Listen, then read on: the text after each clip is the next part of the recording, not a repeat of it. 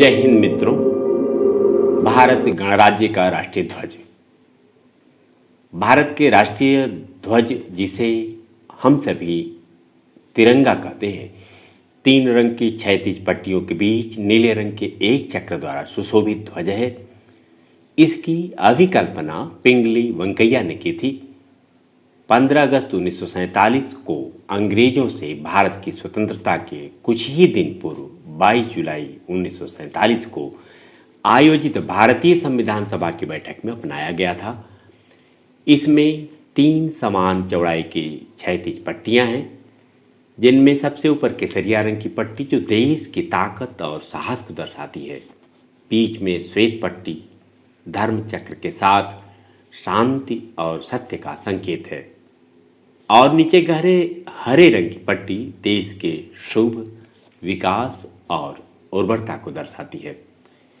ध्वज की लंबाई और चौड़ाई का अनुपात 3 संबंधित 2 है। सफेद पट्टी के मध्य में गहरे नीले रंग का एक चक्र है, जिसमें 24 आरे तीलियां होते हैं। यह इस बात का प्रतीक है कि भारत निरंतर प्रगतिशील है। इस चक्र का व्यास लगभग सफेद पट्टी की चौड़ाई के बराबर होता है। इसका रूप सारनाथ में स्थित अशोक स्तंभ के शेर के शीर्ष फलक के चक्र में दिखने वाले की तरह होता है। भारतीय राष्ट्रध्वज अपने आप में ही भारत की एकता, शांति, समृद्धि और विकास को दर्शाता हुआ दिखाई देता है। राष्ट्रीय झंडा निर्दिष्टीकरण के अनुसार झंडा खादी में ही बनना चाहिए। यह एक विशेष प्रकार से हाथ से काते गए कपड़े से बनता है, जो महात्मा गांधी द्वारा लोकप्रिय बनाया गया था। इन सभी विशिष्टताओं को व्यापक रूप से भारत में सम्मान दिया जाता है। भारतीय ध्वज संहिता के द्वारा इसके प्रदर्शन और प्रयोग पर विशेष नियंत्रण है। राष्ट्रीय ध्वज का परिचय। गांधी जी ने सबसे पहले 1921 में कांग्रेस के अपने झंडे की बात की थी। इस झंडे को पिंगली वेंकैया ने डिजाइन किया था। इसमें 2 रंग थे, लाल रंग हिंदुओं के लिए और हरा रंग मुस्लिमों के लिए। बीच में एक चक्र था। बाद में इसमें अन्य धर्मों के लिए सफेद रंग जोड़ा गया। स्वतंत्रता प्राप्ति से कुछ दिन पहले संविधान सभा ने राष्ट्रध्वज को संशोधित किया। इसमें चरखे की जगह अशोक चक्र ने ले ली, जो कि भारत के संविधान निर्माता डॉक्टर बाबा साहेब भीमराव आंबेडकर ने लगवाया। इसी नए झंडे की देश के दूसरे राष्ट्रपति सर्वपल्ली राधाकृष्णन ने फिर से व्याख्या की। 21 फीट गुणा 14 फीट के झंडे पूरे देश में केवल 3 किलों के ऊपर फहराए जाते हैं। मध्य प्रदेश के ग्वालियर जिले में स्थित किला उनमें से एक है। इसके अतिरिक्त कर्नाटक का नारगुंड किले और महाराष्ट्र का पन्हाला किले पर भी सबसे लंबे झंडे को फहराया जाता है। 1951 में पहली बार भारतीय मानक ब्यूरो अर्थात BIS ने पहली बार राष्ट्रध्वज के लिए कुछ नियम तय किए। 1968 में तिरंगा निर्माण के मानक तय किए गए। ये नियम अत्यंत कड़े हैं। केवल खादी या हाथ से काता गया कपड़ा ही झंडा बनाने के लिए उपयोग किया जाता है। कपड़ा बुनने से लेकर झंडा बनने तक की प्रक्रिया में कई बार इसकी टेस्टिंग की जाती है। झंडा बनाने के लिए 2 तरह की खादी का प्रयोग किया जाता है। एक वह खादी जिससे कपड़ा बनता है और दूसरा खादी टाट। खादी के केवल कपास, रेशम और ऊन का प्रयोग किया जाता है। यहाँ तक कि इसकी बुनाई भी सामान्य बुनाई से भिन्न होती है। ये बुनाई बेहद दुर्लभ होती है। इसे केवल पूरे देश के 1 दर्जन से भी कम लोग जानते हैं। धारवाड़ के निकट गदग और कर्नाटक के बागलकोट में ही खादी की बुनाई की जाती है, जबकि हुबली एकमात्र लाइसेंस प्राप्त संस्थान है जहाँ से झंडा उत्पादन और आपूर्ति की जाती है। बुनाई से लेकर बाजार में पहुँचने तक कई बार BIS प्रयोगशालाओं में इसका परीक्षण होता है। बुनाई के बाद सामग्री को परीक्षण के लिए भेजा जाता है।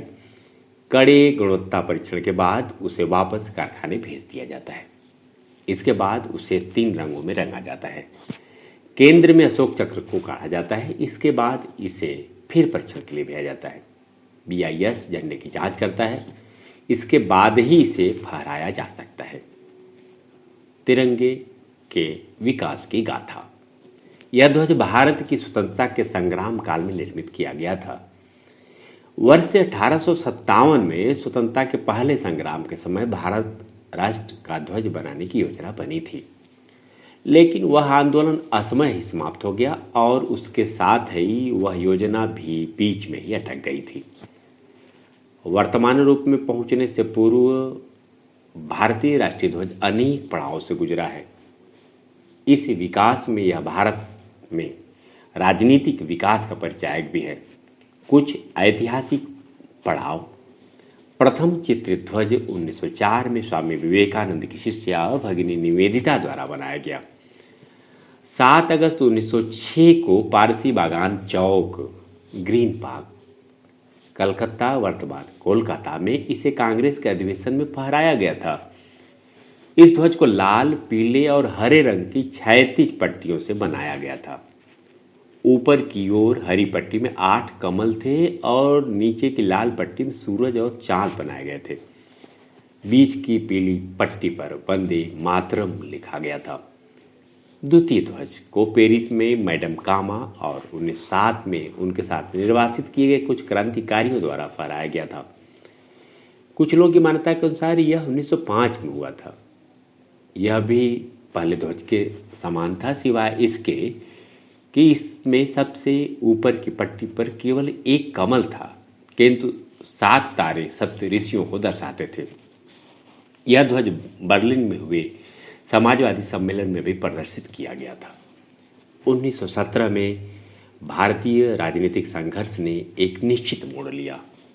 डॉक्टर एनी बेसेंट और लोकमान्य बाल गंगाधर तिलक ने घरेलू शासन आंदोलन के दौरान तृतीय चित्रित ध्वज को फहराया। इस ध्वज में 5 लाल और 4 हरी 36 पट्टियों, एक के बाद एक और सप्तऋषि के अभिविन्यास में इस पर 7 सितारे बने थे। ऊपरी किनारे पर बाईं ओर खंभे की ओर यूनियन जैक था। एक कोने में सफेद अर्धचंद्र और सितारा भी था। कांग्रेस के सत्र बिजवाड़ा अर्थात विजयवाड़ा में किया गया। यहां आंध्र प्रदेश के एक युवक पिंगली वेंकैया ने एक झंडा बनाया। चौथा चित्र के बारे में चर्चा कर रहे हैं हम, और गांधी जी को दिया। यह 2 रंगों का बना था, लाल और हरा रंग, जो 2 प्रमुख समुदायों अर्थात हिंदू और मुस्लिम का प्रतिनिधित्व करता था। गांधी जी ने सुझाव दिया कि भारत के शेष समुदाय का प्रतिनिधित्व करने के लिए इसमें एक सफेद पट्टी और राष्ट्र की प्रगति का संकेत देने के लिए एक चलता हुआ चरखा होना चाहिए। वर्ष 1931 तिरंगे के इतिहास में एक स्मरणीय वर्ष है। तिरंगे ध्वज को भारत के राष्ट्रीय ध्वज के रूप में अपनाने के लिए एक प्रस्ताव पारित किया गया और इसे राष्ट्र ध्वज के रूप में मान्यता मिली। यह ध्वज जो वर्तमान स्वरूप का पूर्वज है, केसरिया, सफेद और मध्य में गांधी जी के चलते हुए चरखे के साथ था। यह भी स्पष्ट रूप से बताया गया था कि इसका कोई सांप्रदायिक महत्व नहीं था। 22 जुलाई 1947 को संविधान सभा ने वर्तमान ध्वज को भारतीय राष्ट्रीय ध्वज के रूप में अपनाया।